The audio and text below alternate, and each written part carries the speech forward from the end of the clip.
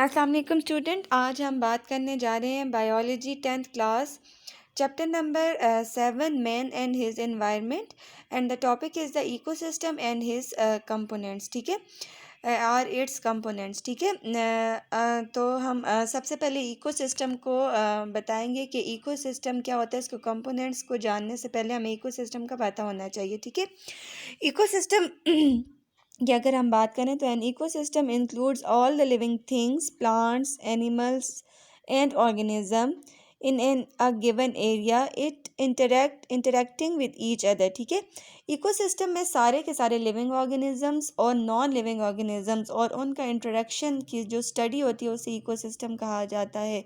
उसको इकोसिस्टम कहा जाता है और उसकी स्टडी को इकोलॉजी कहा जाता है। ठीक है, इकोलॉजी बायोलॉजी की एक ऐसी ब्रांच है जिसमें हम इकोसिस्टम को स्टडी करते हैं। और इकोसिस्टम इंटरेक्शन है लिविंग ऑर्गेनिज्म का लिविंग के साथ और नॉन लिविंग ऑर्गेनिज्म के साथ। ठीक है, and also with their non living और environment means an ecosystem include all the living things, plants, animals and organism in a given area interacting with each other and also with their non-living environment, weather, earth, soil, climate, atmosphere, यानी इन सब चीज़ों से living organism का जो relationship है और ख़ुद living organism का लिविंग ऑर्गेनिज्म के साथ जो इंटरेक्शन या जो रिलेशनशिप है उस सब को हम इकोसिस्टम कहते हैं और उसकी जो स्टडी होती है उसको हम इकोलॉजी कहते हैं। ठीक है ना, तो इकोसिस्टम को स्टडी करते हैं तो सबसे पहले हम इकोसिस्टम के टू मेजर कंपोनेंट्स होते हैं कंपोनेंट्स ऑफ इकोसिस्टम।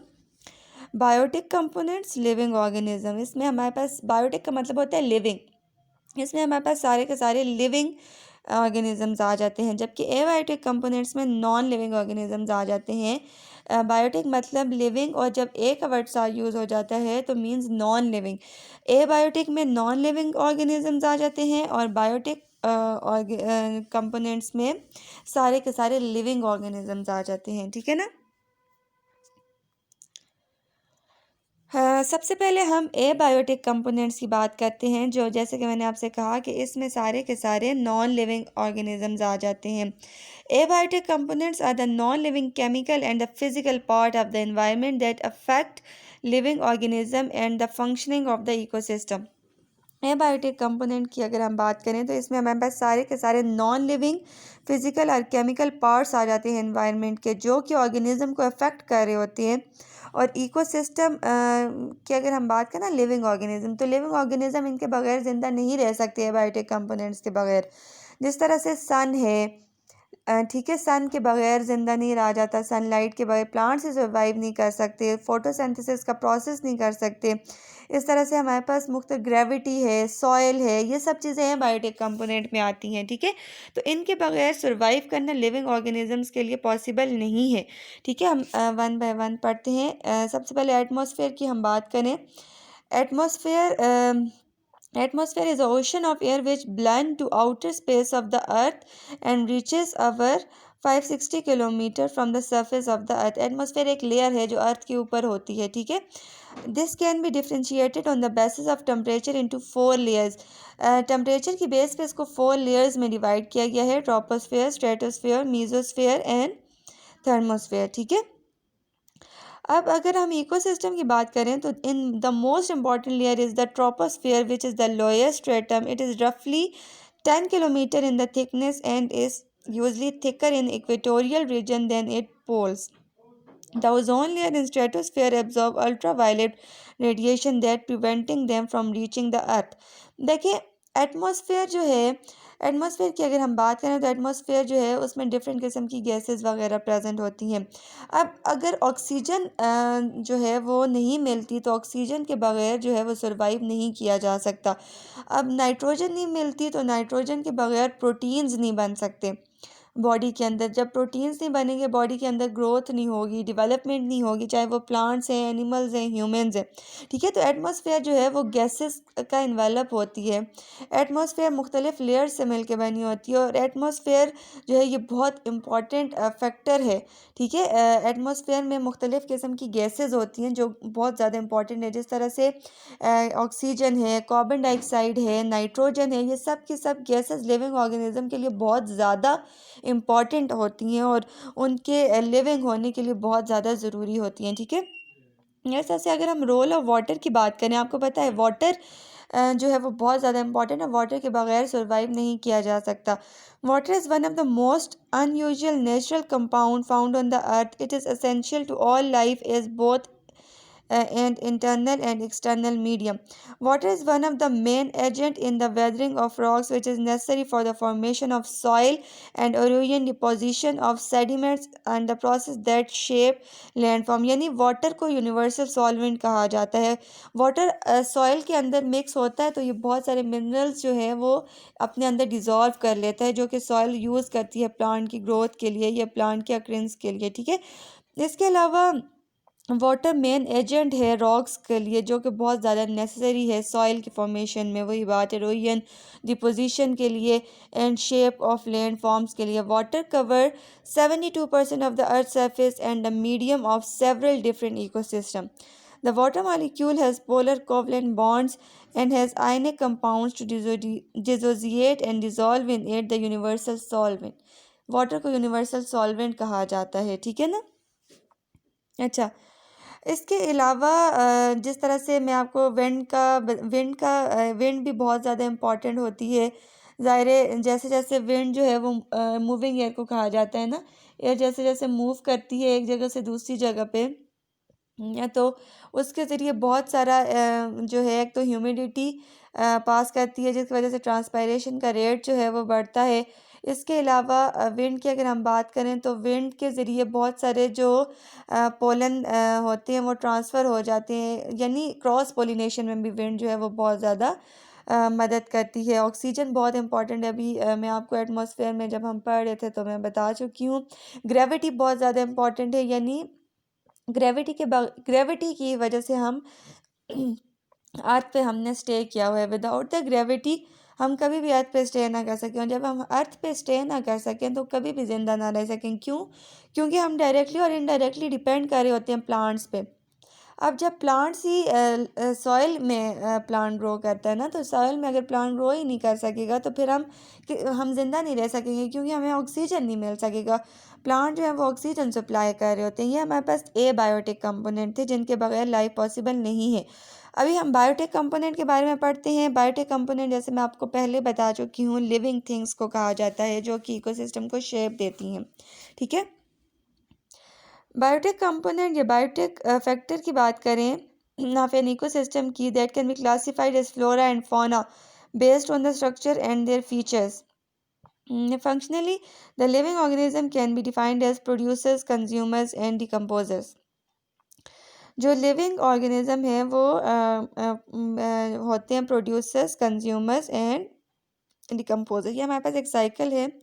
सबसे पहले प्रोड्यूसर्स होते हैं, फिर कंज्यूमर्स होते हैं, फिर डिकम्पोजर, और डिकम्पोजर के बाद जो हैं वो प्रोड्यूसर्स अगेन। ये मैं अभी आपको समझाऊंगी, ठीक है। सबसे पहले प्रोड्यूसर्स की हम बात करते हैं। प्रोड्यूसर्स में हमारे पास ऑटोट्रॉफिक ऑर्गेनिजम्स आ जाते हैं, या फोटोसिंथेटिक ऑर्गेनिज्म, ये ऐसे ऑर्गेनिज्म जो अपना फूड खुद प्रिपेयर करते हैं, जैसे कि प्लांट्स, ठीक है। Producers are also called as autotrophs. They can be of two main types, photosynthetic form and chemosynthetic forms, ठीक है। Photosynthetic forms are the green plants that cover solar energy into chemical energy, convert solar energy into chemical energy, जैसे photosynthesis के process में। The producers therefore include green plants, photosynthetic bacteria and chemosynthetic bacteria. कुछ bacterias ऐसे होते हैं जो जिनको जिस वक्त लाइट मिलती है ना तो वो फोटोसिंथेसिस का प्रोसेस शो करते हैं। जिस वक्त लाइट नहीं मिलती तो वो हेटरोट्रॉफिक नेचर शो करते हैं, दूसरे पे डिपेंड कर रहे होते हैं अपने फूड के लिए। ये भी हमारे पास वो ऑर्गेनिज्म जो फोटोसिंथेसिस के लिए फूड प्रिपेयर करते हैं वो प्रोड्यूसर्स में आते हैं, ठीक है। On land photosynthesis is carried out mainly by the higher plants. In the sea main photosynthetic organism are microscopic algae, planktons, diatoms and flagellates। यानी ये वो organisms हैं जो कि producers हैं, photosynthesis के process के लिए अपना food खुद prepare करते हैं, और mostly इनमें plants आते हैं, ठीक है। इसके बाद नेक्स्ट जो कैटेगरी होती है वो कंज्यूमर्स होते हैं। कंज्यूमर्स जो हैं ये साइकिल में इसका सेकंड नंबर आता है। ये डायरेक्टली और इनडायरेक्टली प्लांट्स पे या प्रोड्यूसर्स पे डिपेंड कर रहे होते हैं अपने फूड के लिए, ठीक है। हेट्रोट्रॉफिक ऑर्गेनिज्म होते हैं, डिपेंडेंस होती है इनकी, are unavailable to synthesise their own food and hence obtain them from feeding on other organism. The decomposer also fit to this definition. The consumer are also classified as this categories. Consumers की अगर हम बात करें तो इसको further 3 categories में divide किया गया है: primary consumers, secondary consumers and tertiary consumers. Primary consumers को हर्बीवोर्स भी कहा जाता है, सेकेंडरी कंज्यूमर्स को कॉर्निवोर्स कहा जाता है और टर्शरी कंज्यूमर्स को ओमनीवोर्स कहा जाता है. ठीक है ना. इसी तरह से हर्बीवोर्स वो वाले ऑर्गेनिजम्स होते हैं जो कि प्लांट्स पे डायरेक्टली डिपेंड कर रहे होते हैं अपने फूड के लिए. ग्रास ईटर्स जैसे काऊ है, गोट है. ठीक है. सेकेंडरी कंज्यूमर या कॉर्निवोर्स हमारे पास वो ऑर्गेनिजम्स होते हैं जो कि मीट ईटर्स होते हैं, जो कि दूसरे एनिमल्स पे या ऑर्गेनिज्म पे डिपेंड कर रहे होते हैं अपने फूड के लिए. ठीक है. और टर्शरी कंज्यूमर या ओमनीवोर वो ऑर्गेनिज्म होते हैं जो कि हर्बीवोर और कॉर्निवोर दोनों पे डिपेंड कर रहे होते हैं, जैसे कि हम लोग. ठीक है. हम ओमनीवोर में आते हैं ह्यूमंस, जो कि प्लांट्स भी खा रहे होते हैं और मीट भी खा रहे होते हैं. ठीक है. तो ये हमारे पास कंज्यूमर्स होते हैं जो कि कंज्यूम कर रहे होते हैं प्रोड्यूसर्स को डायरेक्टली और इनडायरेक्टली या दूसरे ऑर्गेनिजम्स को. ठीक है. इसके बाद थर्ड कैटेगरी डिकम्पोजर्स की आती है. डिकम्पोजर्स या सेप्रोफाइट्स इन्हें कहा जाता है. Decomposers feed on dead material and the first broken down before being absorbed. अच्छा, डिकम्पोजर्स जो हैं ये डेड ऑर्गेनिजम्स को से फीड करते हैं. ठीक है. ये जो है इनको क्लीनर्स ऑफ द अर्थ भी कहा जाता है. ये पहले इन एब्जॉर्ब करने से पहले ना फूड को से ब्रेक डाउन करते हैं. ठीक है. और जो डेड ऑर्गेनिजम्स होते हैं ये उनसे अपना फूड जो है वो लेते हैं. ठीक है. इसके अलावा ये बहुत इंपॉर्टेंट रोल प्ले करते हैं breaking up larger bodies into small particles, यानी लार्ज बॉडीज़ को स्मॉल बॉडीज़ में कन्वर्ट करने के लिए ये बहुत ज़्यादा इंपॉर्टेंट रोल प्ले करते हैं. और decomposers are mainly fungi and bacteria. जो डिकम्पोजर्स होते हैं वो डेड बॉडीज़ से न्यूट्रिएंट्स सॉइल तक ट्रांसफ़र करते हैं. जब सॉइल को दोबारा से न्यूट्रिएंट मिलते हैं तो प्लांट फिर वो न्यूट्रिएंट सॉइल से लेता है. तो ये एक साइकिल चलता जाता है. ठीक है. तो ये हमारे पास बायोटिक कंपोनेंट थे. इसी से रिलेटेड हम फूड चेन और फूड वेब के बारे में पढ़ते हैं. Food chain it is a series of organism taking part of various biotic level from the producers and ends in the consumer. ये हमारे पास इंटर सीरीज़ होती है ऑर्गेनिज्म की, और इसमें हमारे पास बायोटिक लेवल आ जाते हैं. ठीक है. यानी लिविंग ऑर्गेनिज्म आ जाते हैं जो कि प्रोड्यूसर से स्टार्ट होते हैं और कंज्यूमर तक इनका एंड होता है. ठीक है. And food chain in nature, यानी जिस तरह से ग्रास जो है ये प्रोड्यूसर्स है, मतलब प्लांट है ना, इसको खा रही है क्या चीज़, गोट खा रही है, और गोट को कौन खा रहा है, लाइन खा रहा है. ये एक फूड चेन है. ठीक है. यानी एक चीज़ जो है वो दूसरे पर डिपेंड कर रही है और दूसरी दूसरे पर डिपेंड कर रही है. इस चीज़ को, ये एक सीरीज़ है ऑर्गेनिज्म की फूड के हवाले से, इस चीज़ को फूड चेन कहा जाता है. फूड वेब की अगर हम बात करें, it is a network of various food chain which are interconnected at various trophic level. यानी ये बहुत सारी फूड चेन्स का नेटवर्क है. बहुत सारी जो फूड चेन आपस में कनेक्ट हुई होती है ना, उस चीज़ का ये नेटवर्क है. जिस तरह प्लांट्स को सिर्फ गोट ही नहीं खाती, प्लांट्स को काऊ भी खाते हैं. ठीक है. तो प्लांट्स को और ऑर्गेनिज्म भी खाते हैं. फिर आगे गोट जो है उसको सिर्फ लाइन ही नहीं ईट करता, और ऑर्गेनिजम्स भी ईट कर रहे होते हैं. तो ये वाले जो इंटरकनेक्टेड फूड चेन्स होती है इसको फूड वेब कहा जाता है. तो आज हमने पढ़ा food chain, food web, ecosystem और इकोसिस्टम के कंपोनेंट्स के बारे में. Hopefully you understand it. Thank you.